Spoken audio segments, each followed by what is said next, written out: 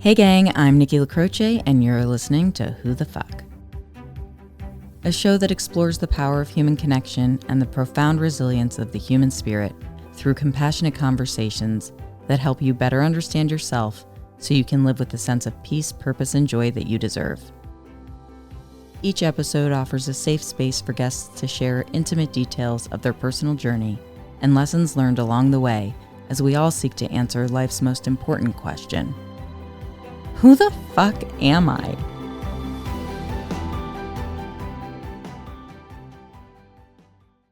Hi, I'm Nikki LaCroce, and you're listening to Who the Fuck? On today's episode, I'm sharing the mic with Mac McGregor, and Mac is a transgender activist, author, and speaker, as well as educator living in Seattle and providing gender and LGBTQIA diversity training for companies and organizations of all sizes across the globe.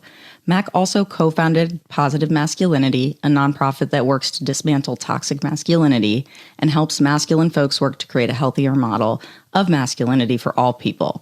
In addition, Mac has also authored a book of the same name, Positive Masculinity, which includes exercises designed to help readers unveil their most authentic selves. Welcome to the show, Mac. I'm so excited to have you here. Thanks, Nikki. I'm glad to be here.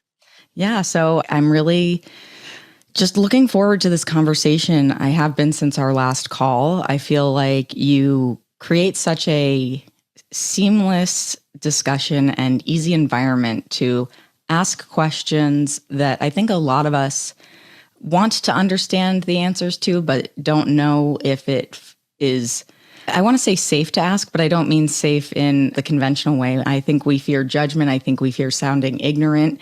And I also think a lot of us just are ignorant, whether that's willful or unintentional, just based on sort of societal circumstances. So I would love to just dive right in and let our listeners get to know you a little bit before we go full force into sort of the masculinity topic and how that has become really the linchpin, I think, for a lot of what you're doing. So can you share a little bit about your background and ultimately how you landed in the position that you're in as an educator and speaker to help create more awareness for people in the trans community?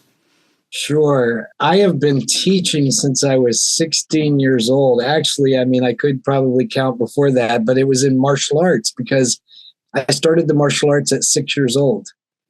And I found my soulmate, I call it, when I found the martial arts, which I was a kid from a really dysfunctional family.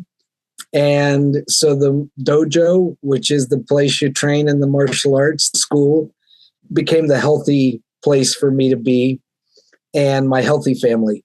And so I was literally the kid they had to kick out and tell to go home when they had to lock the doors every night. I just ate it up. Yeah, I love that. I mean, you really transitioned that passion for martial arts into a very lengthy career as a professional athlete on the U.S. karate team. So yes, how did you go from, this child full of that passion to that path ultimately? And how did that help you cultivate really who you are now? Yeah, well, let me back up a minute from starting the martial arts at 6. And, I was in my first test of life when they look at a little baby in the hospital, and it's usually a nurse who writes what I call a magic letter on a piece of paper for all of us. And that magic letter follows us the rest of our lives. I got an F in that first test of life. So they wrote this F on the piece of paper. And I grew up in the South in the Bible Belt where gender roles were very defined and very confining, actually, and very limiting, right? You're in a small box. But one of the advantages of being born with an F is when you're young, you're allowed to be a tomboy as a little kid, and that's okay until you hit puberty, and then you're supposed to put on your dress and act like you're a girl and go to church. About the prom photos. Yeah, totally. Yes. And the big hair, the big Southern hair. Because in the South, we believed that the bigger the hair, the closer to God. Yes, I'm so glad you said that. Yes. Oh, yeah. I had it. And unfortunately, back then had my own hole in the ozone layer because we used Aquanet. We didn't know any better at the time, just like we laid on foil and put oil on and called for the sun gods. We didn't know back then, right? Things we wish we knew. That's so true. But yeah, at 4 and 5 years old, I was given a real Southern Belle name, my given name. And at 4 and 5 years old, I started changing my name to a masculine name, playing with other children. Now, the funny thing about that is my mom had me at 16, so my grandparents helped raise me. I'm just, very grateful that they were there, or I'd have probably been in the foster care system. And they were wonderful. And my papa was really my hero. And him and I had a couple of shows we watched religiously together, and they were old Westerns, Gunsmoke and Bonanza. And so the name I gave other kids, I told them I was Matt Dillon, who was the sheriff in Gunsmoke.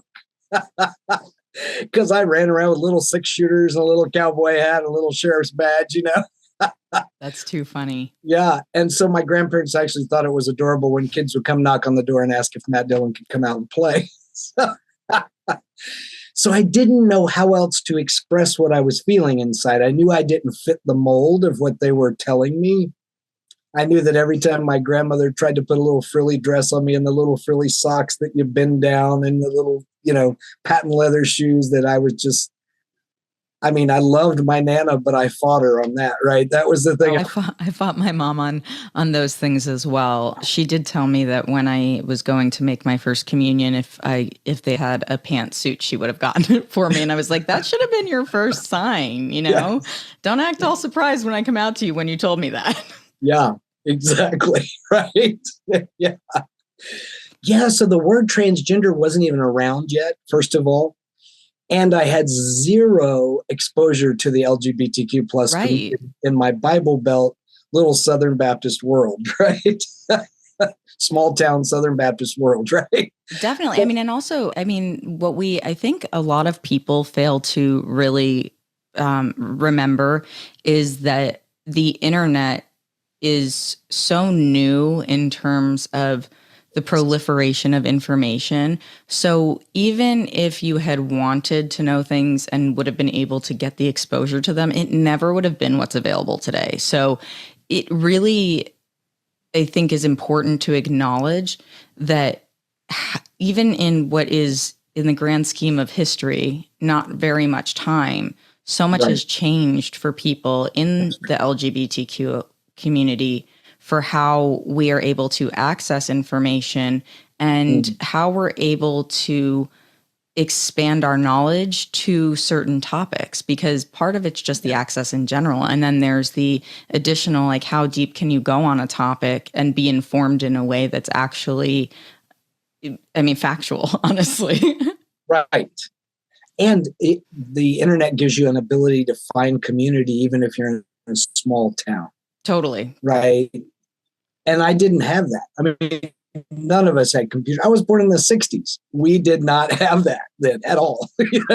And then when it finally came along, I remember the first video game was just, right? That was it. That was it. Right. And we thought that was amazing back then. Yes. The graphics, unbelievable. Yeah. Well, just a game we could play on the screen, it was just totally amazing, right? Yeah. So I didn't have that way to find community. So then one of the things that happened from 4 and 5, changing my name, to finding the martial arts at 6, the martial arts actually gave me a space to be more masculine, to be myself. And it was celebrated there. And you wear pants. Yes. Ooh, that's a smart move, Mac. I feel like that's a very subtle but very intelligent move. I don't really think I planned that strategically, but I just worked out great. Yeah. My little elementary school offered an after-school program, a 6-week after-school program, and that's how I started in the martial arts. And then at the end of the 6-week program, my teachers called my mom and grandmother in and told them I was very natural and encouraged them to keep me in it, and I just took off with it. That's really amazing, Mac. I have a lot of respect for people who do martial arts. As I mentioned when we had our first call, one of my really good friends growing up was very involved in karate. So I was able to see him compete a little bit. And I feel like one of the important things for people to understand too is that martial arts is something that is very much a mindset as much as it is what you're doing physically. Could you share your thoughts on that? We call it a black belt mindset. It's the way you walk and hold yourself in the world. It's the way you deal with people, and you walk with a different level of confidence. You don't follow a crowd easily. You are trained in the martial arts as you go up through the ranks. Everything you learn, you have to turn around and teach to the belts that are lower to you. You have to help foster their learning, which of course helps solidify the things you've learned as well, But it teaches you also responsibility, that when you learn something, first of all, you give back with it, I which love is that. a great skill, right? And it teaches you that knowledge is something to share. It's something valued, and we're all here to help one another's learning, which is just fantastic. And it also teaches, with good instructors, you learn that the best way to win a fight is to not get in a fight. So if you can outsmart them, because you know what? I was always taught, and I always taught my students, that if you have to get in a fight, it's very different from a competition, right? There are rules, there are mats. It's very different on the street. If you have to get in a fight, somebody is going to have a bad day. Somebody's going to get hurt. And I've never been the kind of guy that wanted that to happen, or wanted, that's not my goal in life, right? Yeah, I understand that completely. I always say part of the reason I think I've never actually thrown a punch is because I actually lack the self-control. So it's like, if I get to the point where I might feel like I want to take physical action, we've already gotten too far. So it's better to just get to a place where you can resolve that conflict or walk away from it. Yeah. And that's another great skill the martial arts teaches you, is such extreme self-control. This is my 51st year as a martial artist. I'm one of the highest ranking cumulative martial artists in the world. Good for you, Mac. Honestly, what a commitment. And how great is that to know that you've achieved it? And also, based on what you're sharing and just knowing some of your background, that you've been able to contribute so much to other people's growth as well in the process of doing that. Thank you. One of the other great things the martial arts teaches us is we've never arrived. We still always need to be a student. Even if you're a master instructor, you still practice the basics, right? You still have things to learn. And I think that's just a great skill or understanding to have, because so many people get to a certain level and they think, well, I'm the big cheese now, right? I don't, And in all aspects of life, right? And humility definitely goes a long way. Yeah. We make a joke in the martial arts that some people tie their belt and it pushes the air up to their head swells, But as you said, we see that in many different fields, right? And work in tech, I know. Yeah. Humility is a good thing, right?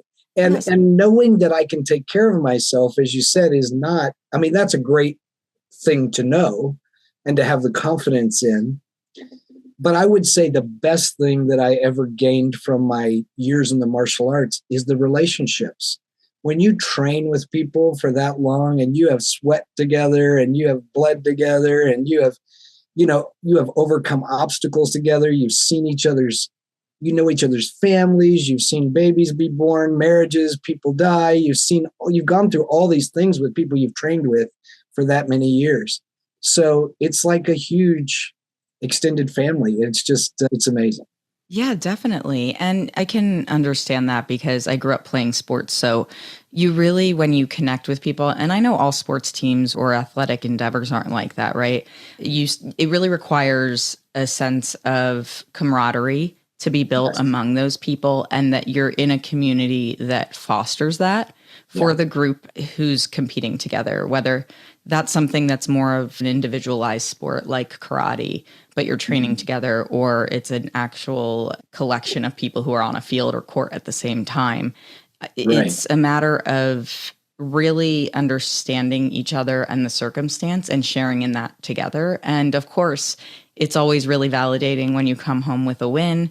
And when it isn't a W, you learn how to conquer those feelings of loss and managing your emotions around those things too, because it's a high and low experience depending on the day that you're having. And it really, I think, goes to show how being part of something like an athletic team or group is that we have this innate desire to be part of something bigger, something that we can contribute to. And so, especially when you're younger, if you don't feel a part of something, it creates an ecosystem of people that you hopefully feel you can trust and confide in and show up as fully as possible. So, I'm curious for you because you were in this community of martial art. Is it martial artists? Is that how it's Yes. referred to? Yes. Okay. I was like, is that right? Yeah. So you're in this community of martial artists. And so were you primarily training with a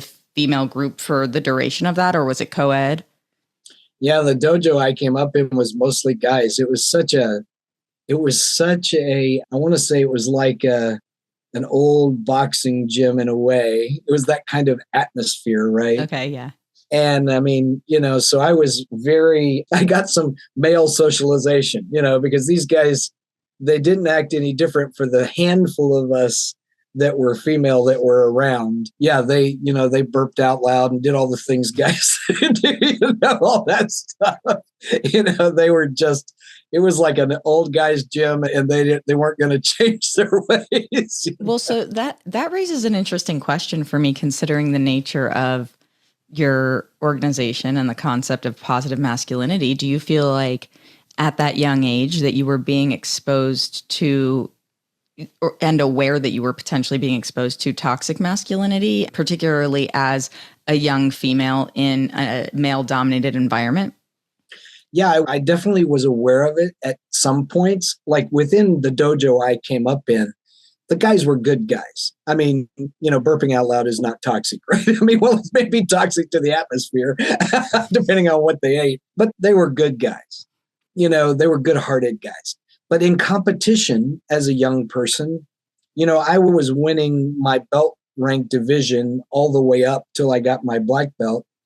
And at 17 is when I won the US lightweight fighting title. And at that point, I was 17, this long blonde Farrah Fawcett hair, kicking for Jesus back then. And I had, male referees that were famous martial artists. I'm not going to mention any names, but they were very well-known martial artists. If you're in that genre, you would know who they are. And they would do things like, come on to you, offer you their room key to do you favors. I mean, there was some real toxic behavior. And I felt like I had no power in that because if I reported them, they could blackball me. They could cause me all kinds of problems in competition. And of course, I was a young female in a male world. These were famous, well-known martial arts who hosted the competitions. And yeah, they had all the power. So I definitely saw that. So I'm curious from your perspective, as you have grown up in that community and as you were going through your transition, which happened later in your life, can you share how your experience with sexism has actually evolved over the course of that? Oh, it's been such a wild ride. I bet. Yeah. Yeah. So as that young person, what I did, because I felt like I had no power to call it out. I did this Aikido stuff of trying to, evade being anywhere alone with them or in any kind of a sticky place where they could, have more power over me or where it could be dangerous physically, and of course I was always also told by men in my life, no matter how many championships I won, I could win everything. I won the world championships. Well, you're really good for a girl. Oh, yeah, that one hurts. Oh my gosh. It makes you want to smack somebody, right?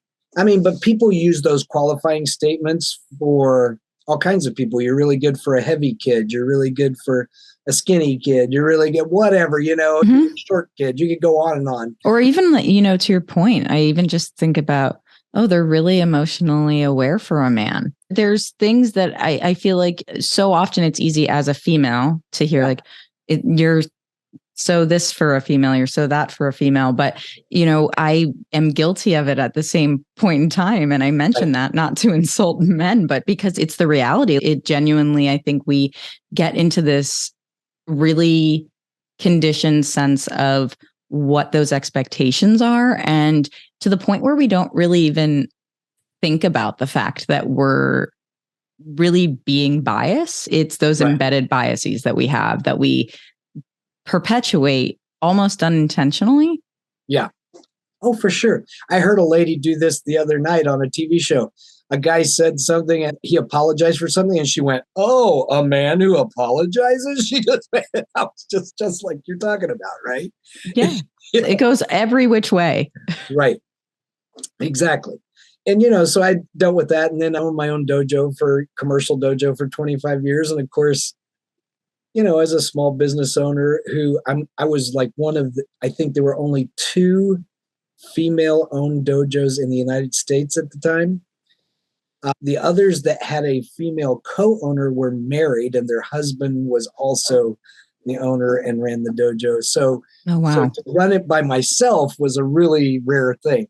And I think both of us women who ran the only female-owned dojos were in Florida. Yeah, it's so funny. Go figure. Yeah, that's funny. But I mean, so I definitely put up with some stuff in that arena as well, And then, of course, once I transitioned, there's an in-between phase. Because you don't come out, looking like this the day after you go to the doctor and get your first shot of testosterone. I mean, you don't pass like this. There's a couple of years it takes for all that to kick in and for, all the changes to happen. And I have what you'd call passing privilege in the trans community now, because nobody will look at me and know that I'm trans right away. Totally.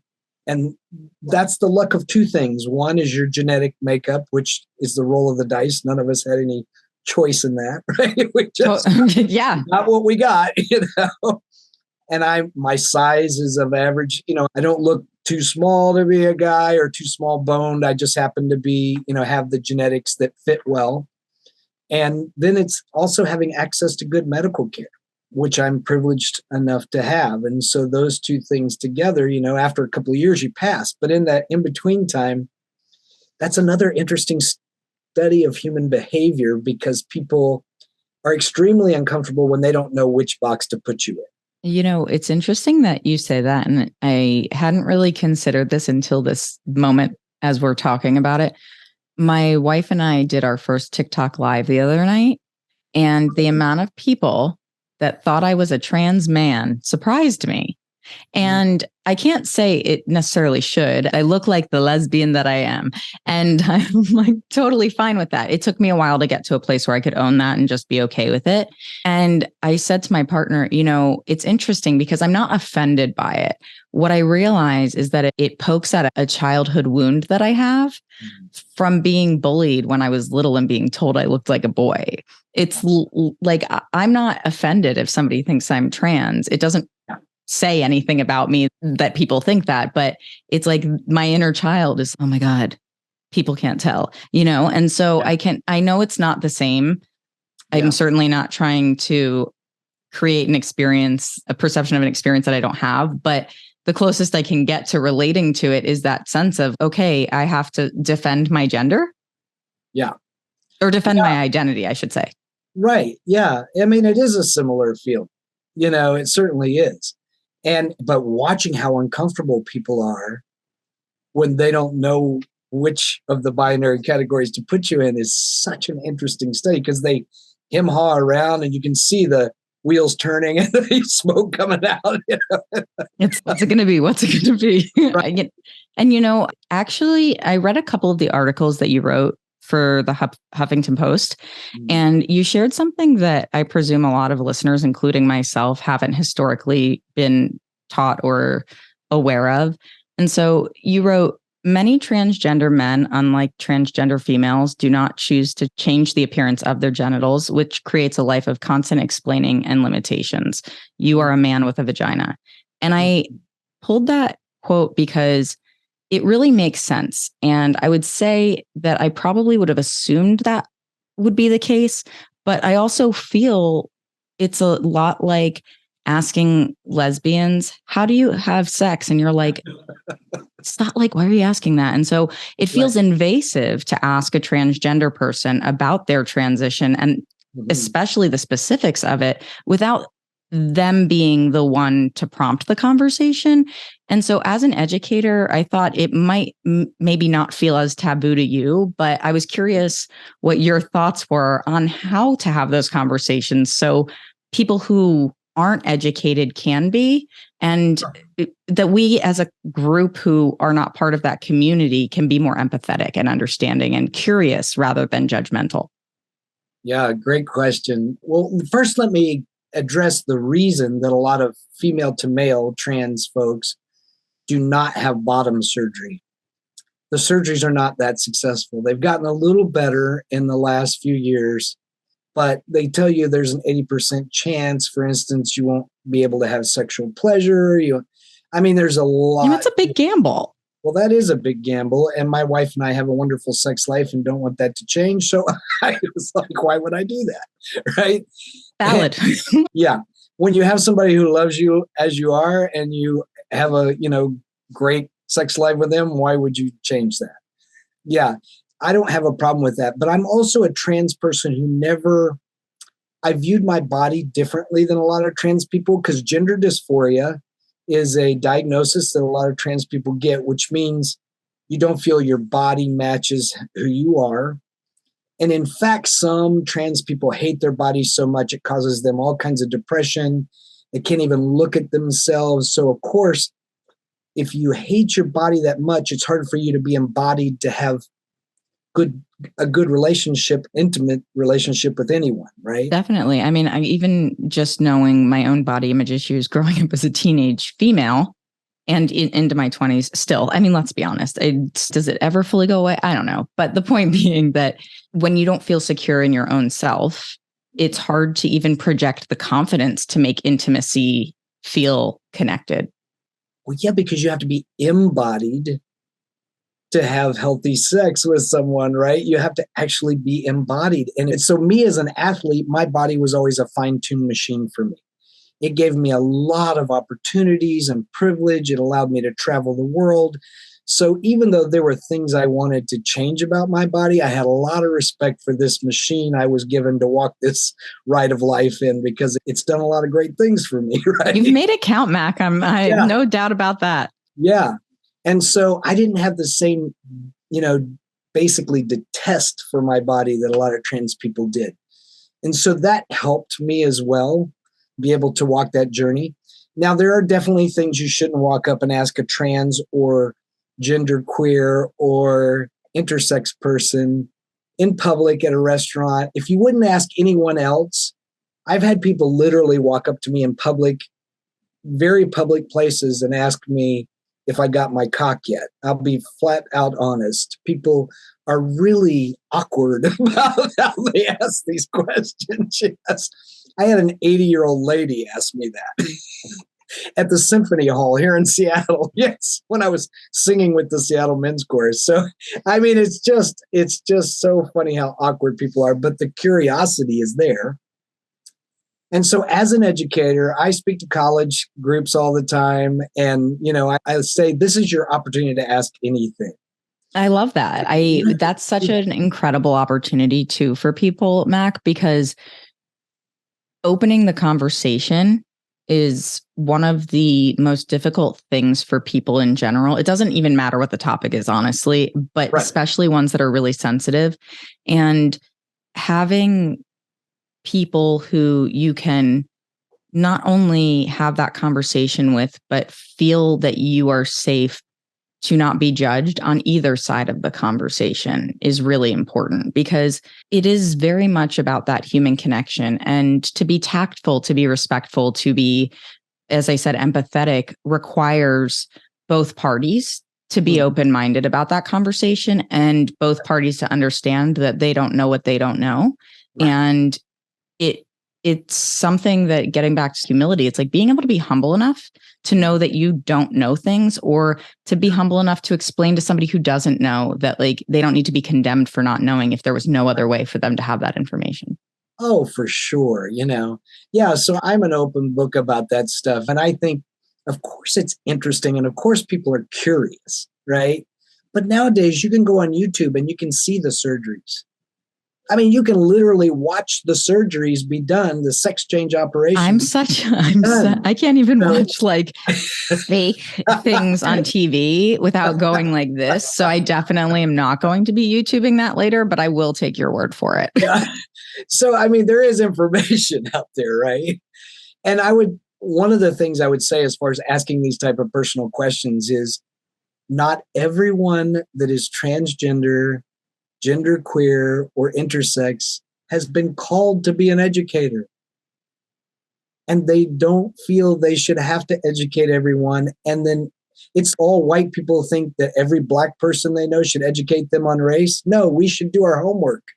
Yeah, definitely. And especially to the point we were talking about earlier, which is having the internet. If you want to know, go learn something. And if you want to fill in the blanks with conversation, then understand how to appropriately approach that conversation. Yes. Take a class. Yeah, right. I'm doing I was going to say, I hear you teach them. Gender 101 class. I'm doing an online Gender 101 class that I teach at colleges and corporations. I'm teaching all the recruits for Seattle Police Department have to go through my gender class now. I love that. U.S. Border Patrol on this. I teach all over the world on Gender 101, and I teach all of this, and I'm doing it online for only $25 a person. You can go to my website and sign up for it. Yeah, absolutely. We'll put that in the show notes for sure. And I think that this is something that really is interesting to highlight, is mentioning that this is something that you're doing for law enforcement agencies too. This is a personally very hot topic for me because it has bothered me for quite some time that law enforcement doesn't have appropriate training in a lot of ways, particularly around trauma-informed care and understanding how to deal with the psychological components of their job. So this is really exciting for me to hear of your involvement, because especially in Seattle, with everything that sort of had happened in the last couple of years, it's great to hear that type of progress is being made and that the intention is there to make sure that there is a better understanding of the people in the community that police officers or border guards will be dealing with. Yeah, when you think about people that stop people and check their IDs, and of course, there's a lot of people in the trans and gender nonconforming community that their IDs aren't going to exactly match their presentation. Oh, wow. Yeah. So that's something you don't even think about. See, that's something I don't even think about. I bet you so many people listening to this will not even have thought about that. Yeah. And people in law enforcement without education right away think you're trying to fool them for some reason, that you're doing something underhanded. Mm-hmm. And to somebody who's in this community, they're just trying to navigate this gender journey, and it takes money and access to get all that stuff changed. And a lot of people just don't have it because, the poverty level in the trans community is really high. It's 39% or so. And of course, if you're trans and a person of color, it goes up even more, or trans and a disability. We can go on and on. All that compounds, right? The issue. So I feel like that could be an entire conversation in and of itself. So we'll put a pin in that for next time. Yeah. But when I educate these officers about the disparities in the community and the access to get those things done, they had no idea. They absolutely had no idea. They just thought, well, you're trying to fool us. No. And they also don't understand why the trans community and the LGBTQ community and the people of color are afraid of them to begin with. So, of course, they're going to act nervous. Well, let's go back and we educate them about Stonewall, and there were a lot of trans people there. We can go on and on in the community about bad things that have happened with the police. And so, giving, hopefully what they walk away with is some knowledge and some compassion, and realizing that people in the community aren't bad people. First of all, most of them have never had a conversation with a trans person. They get to be with me for a few hours and have a conversation. It's easy to other people way over there, right? When you've never actually sat down and had a conversation with them. Honestly, and I feel so strongly that is one of the things that we are plagued by right now in society, is the whole sense of otherness, and really looking at these boxes that we put people into instead of the people themselves and the humanity of it. And it's like we focused so much on putting people into their individual boxes that we forget that we're all actually in the same box, and that's people. So if we could start there, maybe we could have, as you said, and I think that's the most important thing, more compassion for each other, because the compassion is what helps create the understanding and then actually activates people to make those changes, whether it's on a personal level or a broader societal level. And this actually segues into a question that I had for you based on another article that you wrote, which was, you had spoken about the challenges you faced coming out to your stepson as trans. Yeah. And you had mentioned no one can really prepare anyone for the reality of transition. And so I was hoping that you could share a little bit more about that experience and perhaps offer some advice to listeners who might be going through a similar experience with that fear or anxiety of telling people that they love who they are authentically and showing up in that way. Yeah. Oh, it's wow. It's a big deal, right? For anyone to come out. One of the things I always tell people is to get an inner circle of supportive people. People that are there for you before you come out to other people that you don't trust or not sure how they're going to react. Have that inner circle, tell them what you're going to do. I'm going to go come out to my grandparents or whoever, Friday. Will you be there right after with me? And, set that up so that you have that supportive place to go when you don't know how somebody's going to react. Yeah, that's really good advice. Yeah, that landing is important, that you have a safe, supportive place to land afterwards.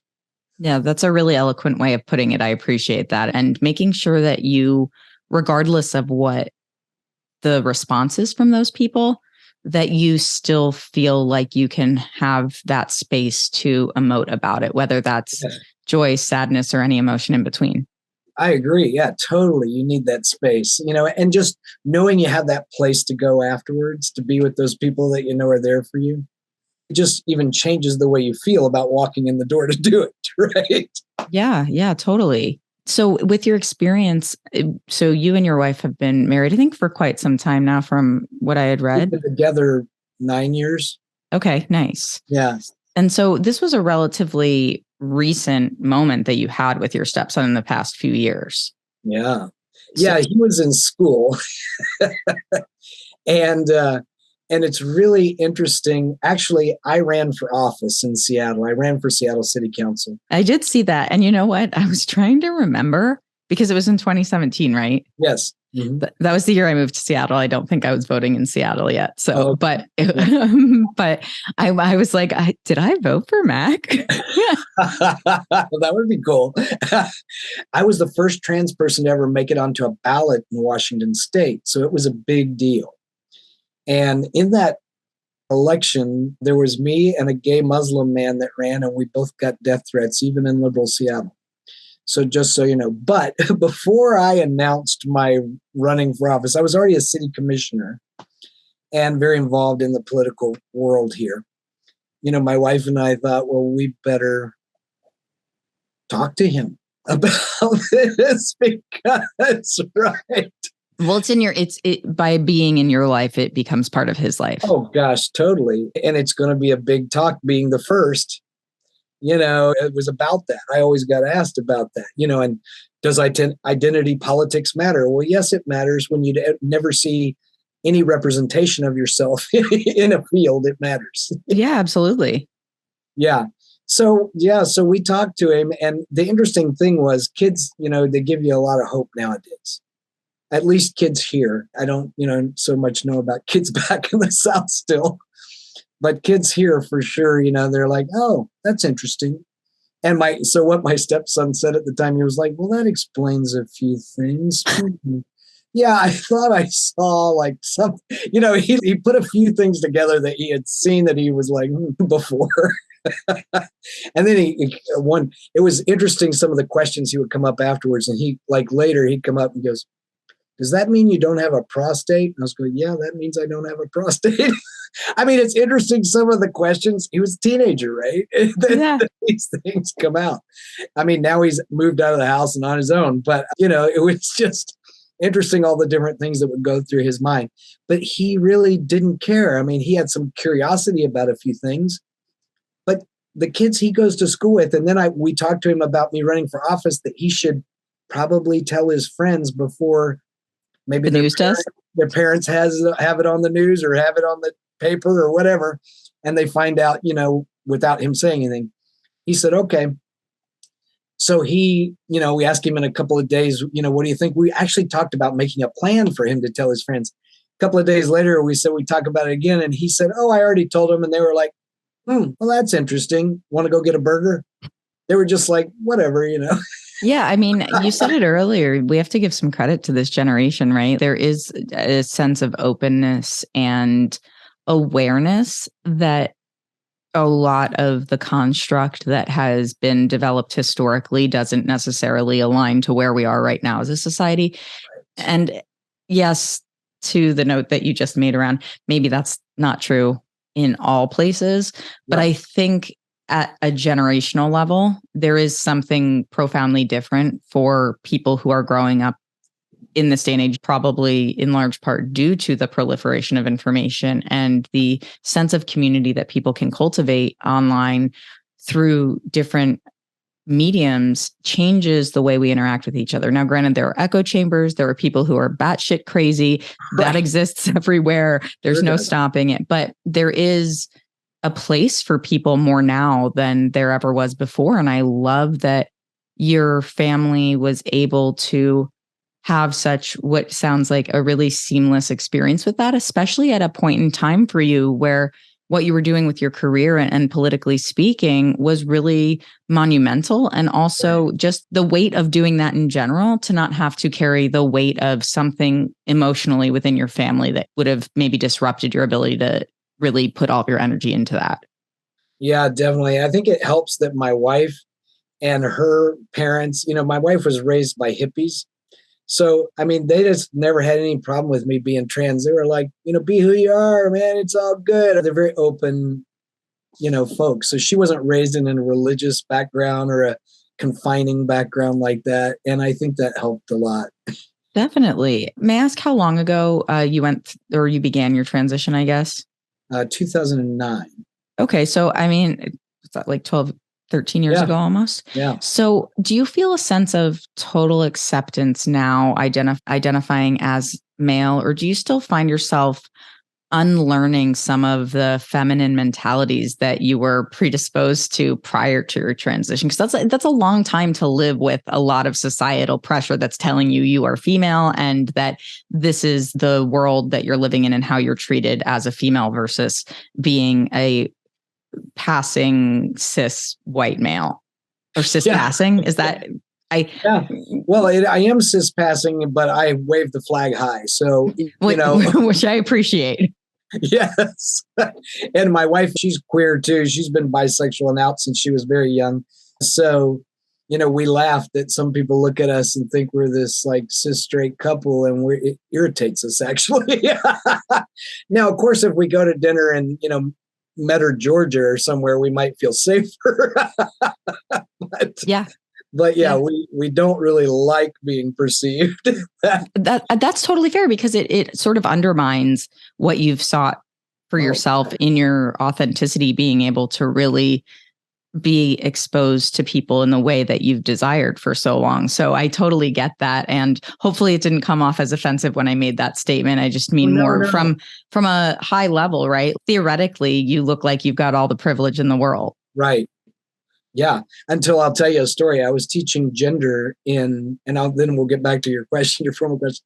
I was teaching gender in South Africa. A group invited me to come over and teach gender. And of course, it's actually dangerous there to be known as transgender. I mean, you could really be hurt. I mean, they will take you out and beat you and, rape you and do things like that are not pleasant.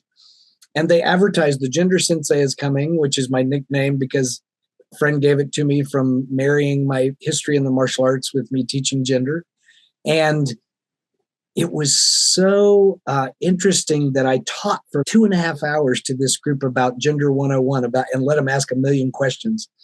And then the group wanted to take me out to a really nice restaurant afterwards. And so we get to this restaurant. There's like a 20-minute wait. I had been teaching for that long, so I had to go to the bathroom. I've been standing up in front of people for that long where I couldn't go. I had to go. And we had like 20 minutes to wait for our table. I go in there, and here's I could write a book on the experiences of being in different gendered bathrooms. And it would be a lot of comedy and some sad things. But first of all, they're all gross. They're all gross. But yeah, I can attest to that. I mean, I've been in my fair share of male or unisex bathrooms, and I don't. Yeah. You're correct. We're disgusting. Humans are gross. Yeah, humans are gross. I don't understand it. Anyway, this is like one of these super popular, 4-star restaurants there. And the men's bathroom only has one stall with no door and a trough for men to pee in, literally a trough with ice thrown in it for men to pee in. It wasn't safe for me to go to the bathroom there. I can't walk in the women's room looking like this. They'll call security. I had to leave the restaurant, go back to my Airbnb to go to get a taxi to take me to my Airbnb, which was like 5 miles away, to go to the bathroom. So when people say there's certain privilege, there is, as long as you are fully clothed. And anytime you have to do anything, go swimming. I mean, you could think about all the things, spas. You could go on and on about experiences where you're questioning your safety, right? I mean, of course. And that's a really good point, Mac. And I appreciate you sharing that story too. It begs the question just in general about why men's bathrooms don't have some semblance of privacy anyway. Like that's always just bothered me. I think it's weird. So when you were saying that you were going to the men's room, I was like, oh, it was probably one of those troughs.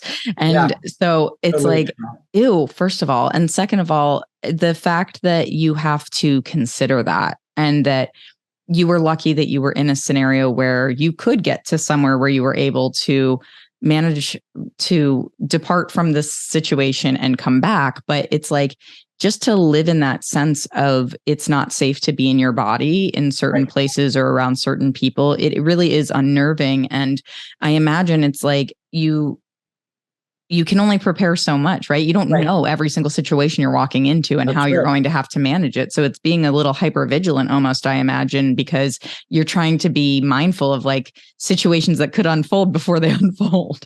Oh, yeah. And, even though I can fight and take care of myself, who the hell wants to fight your way out of every bathroom? No.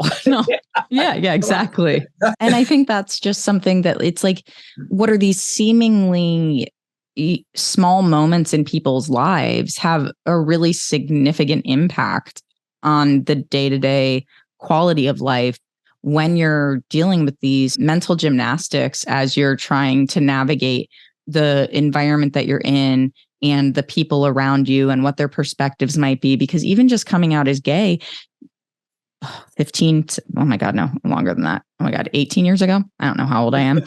And it's like, I used to have such a hard time. I used to be very protective of that and feeling like, how do I express it in a way that is still sort of lighthearted? I don't need people to have a big reaction. I just need them to know. And so part of it is like this constant feeling of you have to come out, you have to come out. And I am curious, as a trans person, is that something that you often feel as well because you are able to pass in certain situations? I usually find a way to come out no matter what. I usually drop a bomb. I don't know, somewhere in there about it when people don't expect it. So give me an example of that. Like, what's the way that you would say it in, like, is it sort of casual in conversation and you're just, I don't know. I don't even know how to ask the question. You tell me. Did you read the article I wrote called Being a Trans Ninja? Because that is a really funny article that I wrote about the fact that I look like I look. And a lot of times I walk into situations, even here in Seattle, I walked in a place called Doghouse Leather, which is for leather gay men. It's like where they sell leather, and sex toys and things like that. Assless chaps. Yeah, assless chaps. Yeah, I was getting ready for Pride. Come on. Needed some new chaps. And There we go. I'm in there, and these two gay guys are in there having a conversation while I'm looking through the sale rack. These two guys are in there having this conversation. We were the only three in the store at the time about a friend of theirs that is going through transition and what they think about it. And they were very judgy about it. It's interesting. Oh, yeah. I mean, there's a lot, as you know, within the LGBTQ community. I always say the letters are half the time battling each other. It's like the oppression Olympics is what I call it. But instead of standing together and supporting each other, which would be a lot smarter. But anyway, these guys were having this conversation, making all kinds of just, well, I think, blah, blah, blah. And I think they should do this and they should do that. And I just interjected a few things into the conversation. Well, because they said all kinds of things about how they think hormone replacement therapy is unhealthy and all this. And of course, I just, said a few facts. They were just stating opinions with no research, right? And I said a few facts about hormone replacement therapy and how it works and everything. And I never, ever came out as trans to them. But what I did was, after I purchased what I was there to get, I left my gender sensei card on the counter and walked out. Stealth. I like that. Yeah. I like that. And it's interesting, like you said, how we have our own lanes in the LGBTQ community, for lack of a better term. That's a good way to put it. Yeah. Yeah. And it's, we're collectively rallying for the community, but amongst ourselves, it can be a bit less of the camaraderie that you would hope for. And I don't think that's always the case, but I do feel like it perpetuates stereotypes a little bit across the community as well. I mean, I even said to my friend or my partner the other day that my one friend, Dustin, who's on an episode in my first season, and we talked about coming out, I said, he was like the first gay man that I ever really liked, because I always felt like, I'm not a lipstick lesbian. I'm not a straight girl. The gay guys love the girls who are real straight or act real straight. And I just felt like I'm of no interest to you. I just annoy you. I don't fit in with this. It was my own judgment, my own preconceived notions of what a gay man would expect of me in a friendship and vice versa. And so you're continuously navigating the expectations of other people. I mean, we do this as human beings, regardless of gender, regardless of identity in any capacity. But I do find that when you're someone who does have a place in the LGBTQ community, that you're trying to navigate that in your own right, where like when you first come out, like, what does that mean to you? And then as you're evolving in the community, what does that mean to you? And the alphabet mafia, as they call it, we're doing our best to be ourselves and also still embody some sense of community that maybe those personalities don't always align. I mean, not all straight people get along, not all gay people get along, not all queer people, so it's interesting how those dynamics can shift depending on the environment and the types of people. It's so true. And I've had some interesting experiences within the community, like singing in the Seattle Men's Chorus, where there's 250 guys in that group. And, 90% of them are gay. And there's a small portion of them that will say they're bisexual. And then there's one straight guy who says he just likes to sing. But anyway, even within that community, and they all knew I was trans because of who I am, right? I'm a very public person, right? And within, just hanging out, and I have a lot of friends across the community, every letter, but just hanging out with those guys, they will a lot of times make derogatory comments about vaginas and vulvas. And, they don't really think about the fact of how that affects trans people. Also, how does that affect lesbians in the community? And don't they all have women in their lives that they love? Mothers, sisters, nieces, cousins, come on. Yeah. I mean, it's a human respect thing too, to that end. And it was so interesting because when we were doing this live the other night, the amount of trolls that were just like spouting grotesque shit at us. And I'm more of the mindset of you should get therapy by, but I think that when we really evaluate the way we speak about people, the way we understand each other, it has to be that effort to look inward first and ask ourselves, why are we creating these conversations or using that language or bringing up certain topics that maybe don't have a place with where we are. And I do think sometimes there's that whole mindset of, you're talking about things to fit in, or it's that like locker room talk concept. Right. But at the same time, there's plenty of other interesting conversations to have. And I'm certain that there are opportunities to dive into those and be more insightful and intentional and thoughtful rather than just shooting the shit and spouting off things that don't really provide any value to anyone and come across, quite honestly, as crass. Oh, totally. Not only crass, what does it say about you if you have to cut someone else down to feel good about yourself? Totally. And also, you do just make me wonder, like, why is anybody saying vulva out of context? What's the end game there? Don't you know that there are gold star gays and platinum gays? Well, I know what gold star gays are. What's a platinum gay? Well, first of all, for the audience, a gold star gay is a gay man who's never touched a vagina except when he was being born. Okay. Except he came through during birth. A platinum was born C-section. He's never, ever touched a vagina. Now, it's not, that's great, isn't it? It just made my night. It honestly did. Yeah. I can't wait till I've been I want to keep having this conversation, but when we are done with it, that is the first thing I'm telling my partner.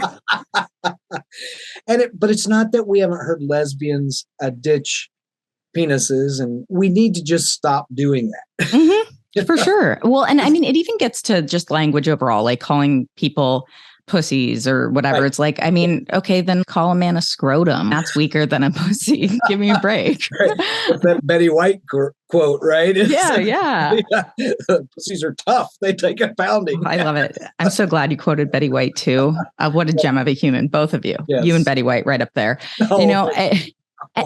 And I think one of the things, as we're sort of rounding out the conversation here is speaking to that and the perception that people have and their willingness to be open in conversation. You had mentioned in one of the articles I'd read, or possibly on your website, that having a new gender identity does also come with some baggage, and that, for instance, if you are someone who transitions from female to male, you might have to overcome the fact that you have maybe women crossing the street at night from you. And so you, as a male, are inherently seen as more of a danger than a female. So is that something that you personally experienced, or is that something that just through your time in educating and things like that, you've established sort of as a reality?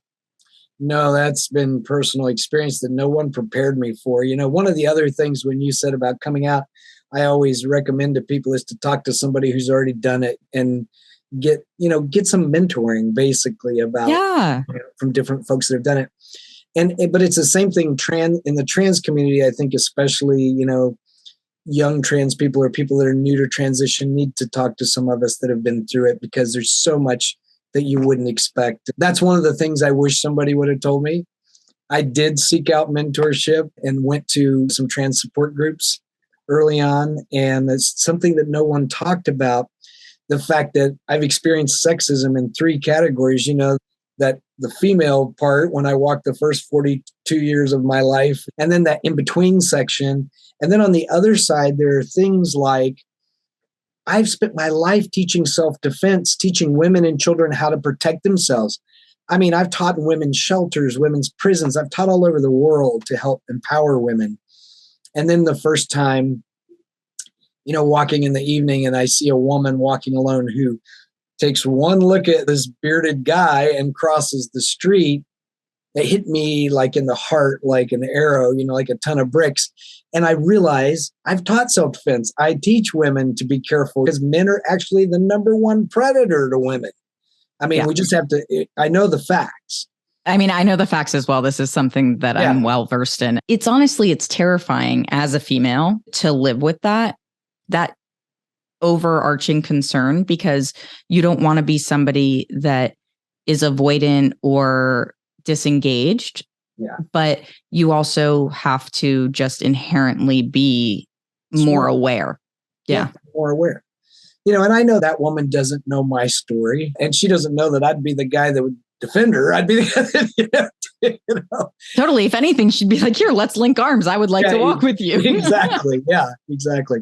But that was hard to take. It's also something that I've worked with and taught children since I was pretty young. And another thing that you may not know, I graduated from clown school as well. So I love kids. I love playing with the martial arts clown. Anyway. And I used to always be able to, if I'm in the grocery store line, there's a kid in the cart in front of me, engage with that child, be silly, be clown, be playful. Well, when you present female, you can always get away with that. Yeah. When you look like you're a silver-headed man now, they're the mom or grandmother, whoever's always looking at you like, are you a creepy old guy? So there's that judgment that comes along that good guys get. Because of course there's some bad guys that have made it that way for all of us. Now, if my wife is with me or a female friend, it's fine. I can do it then. Yeah. There's a comedian, Liza Schlesinger. Have you ever watched her stand up? She does this bit about how women are inherently more trusted by really kind of all genders, but she speaks about children. She goes, as a female, I could go to a children's playground in a hospital gown with a raccoon on a leash, and the kids would be like, you have a weird dog, and it's like, pretty much that's the perfect statement to sort of indicate what the societal expectations are when it comes to a sense of safety around the different genders. And Mac, I appreciate so much your openness and willingness to have these conversations. Obviously, this is what you do, so you're clearly very comfortable with it. At the same point in time, this was a really new conversation for me in terms of a lot of what you've shared. And I'm so grateful for your time, your energy, your effort, and your passion around what you do and who you are.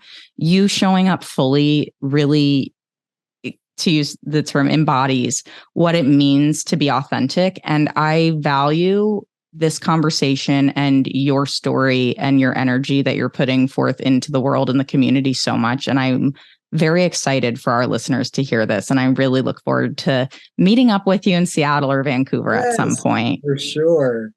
For sure. I want to say just one thing about, when I thought about transition, when I got to the place where I had retired from competition and I was ready to tackle this, there was a little bit of a battle inside of me that thought, do I want to be a part of this group of people that have caused so much damage and hurt so many people?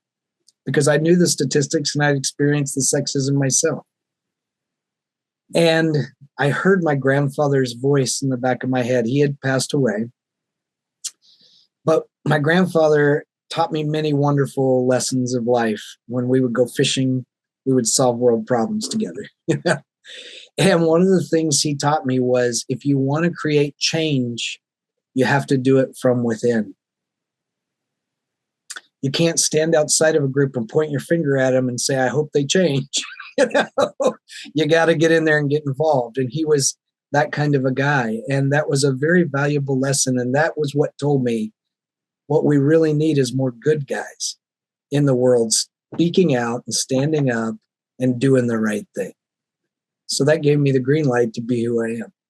Oh, that was such a beautiful statement, Mac. Thank you for sharing that. I got goosebumps. Your grandfather sounds like an amazing human. And obviously you're so well spoken and empathetic in all of the statements that you've made. To be able to hear that from you and know the contributions you've made both to the trans community, but also just globally and politically for such a number of people, it's really amazing to consider that ripple effect as well, because the people that you've directly impacted from your interactions.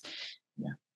Just having had 2 conversations with you, I can tell you right now, the impact that you've had on me will proliferate. So thank you for that, because more people need it. And I can't wait for this episode to drop and for people to hear more about you. And if you did enjoy this conversation and want to learn more about Mac and positive masculinity, you can check out positivemasculinitynow.org.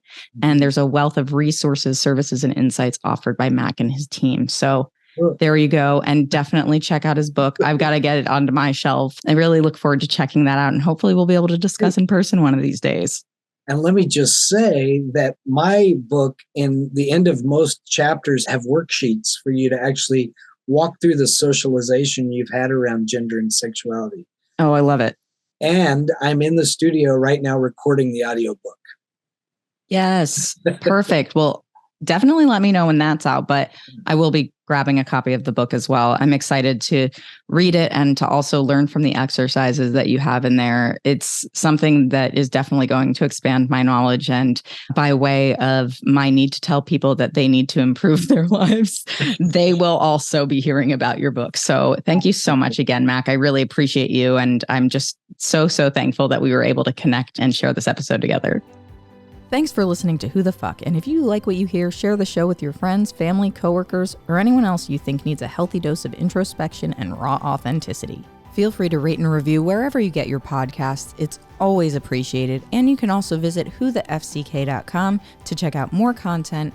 Plus, you can follow me on Instagram, TikTok, and YouTube at whothefck_pod to keep up to date with what's new in my world and for exclusive bonus content. Catch you on the flip side.